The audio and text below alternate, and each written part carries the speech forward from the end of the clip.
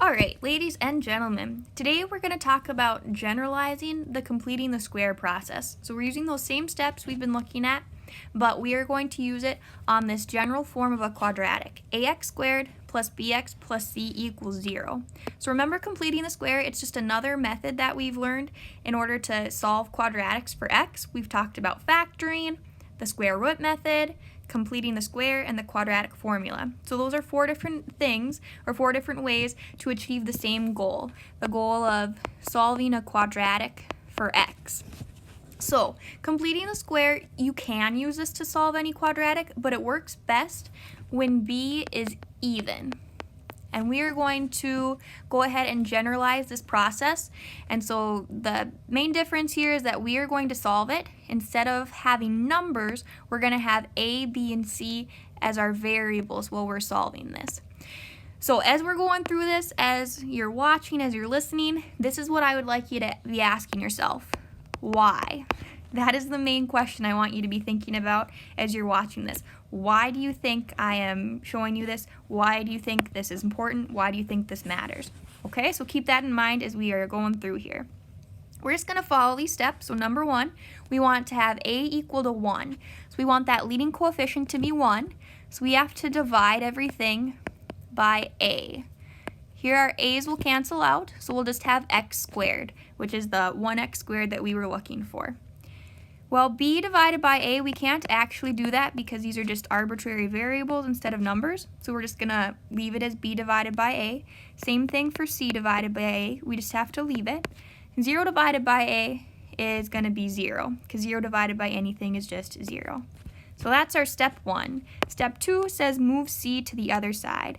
So we're going to subtract ca from both sides. So it'll be gone from our left-hand side. So we'll have x squared plus b divided by a times x on the left-hand side, and we'll have negative c divided by a over on the right. Now, step 3, we want to take b divided by 2 and square it, and then we're going to add whatever that number is to both sides. Well, in this case, our b value is b divided by a. So we actually need to take b divided by a divided by 2 squared. And what that ends up being is b divided by 2 times a squared. Well, when we square it, b squared, 2 squared is 4, and a to the second is a squared. So we are going to add this to both sides of our equation. Here's my b squared divided by 4a squared, and then on my right-hand side I'll have b squared divided by 4a squared minus c divided by a. Step 3. Just a couple steps left. Now we want to factor. So when we want to factor, remember our shortcut is just to look at whatever b divided by 2 was. Well, that was b divided by 2a. So I know that when I factor, I'll have my x. Since I'm adding that b term, I'll have a positive in my parentheses here. And then I'll be adding b divided by 2a.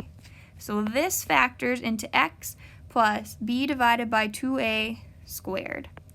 And then on that right-hand side, I still have b squared divided by 4a squared minus c divided by a. Alright, so before we go ahead and solve this, that right-hand side looks a little messy, so let's see if we can't simplify it at all. Well, looking at it, our denominators, we have 4 times a squared, and then a is our denominator. So since those aren't the same, we can't actually subtract these, but we can multiply to make them have a common denominator.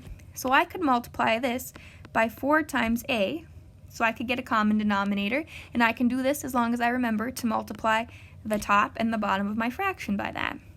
So everything on my left-hand side stays the same. The quantity of x plus b divided by 2a squared, we haven't changed that at all. But over on the right-hand side, we'll have our common denominator of 4a squared, and then in our numerator, well, our b squared stays the same, and we're still subtracting, but instead of subtracting c, we're subtracting c times 4 times a, which we could write as 4ac, 4 times a times c. Alright, so now to solve for x, remember when we solve for x, we are just finishing up that square root method, and so we are going to take the square root of both sides of our equation. Well, the square root of something squared, those cancel each other out, and that's why completing the square works. So we're just left with what's in our parentheses, x plus b divided by 2a.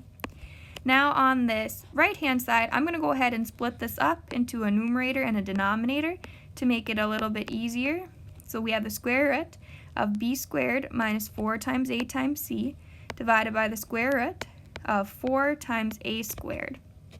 And then remember to signify that we have two different answers with our square root method. We always put that plus or minus in front of our square root.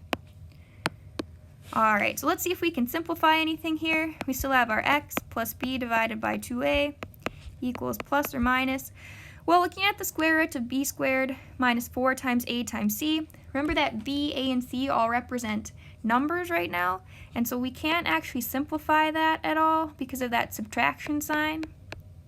However, we can simplify our denominator because this is really just asking us for the square root of 4 and asking us for the square root of a squared. Well, the square root of 4 is just 2, and the square root of a squared is just a. So we can leave that as 2a.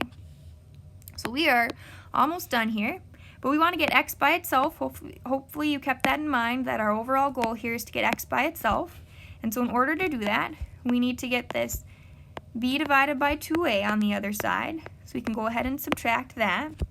And here's what we'll have. X equals negative b divided by 2a plus or minus the square root of b squared minus 4 times a times c, all divided by 2a.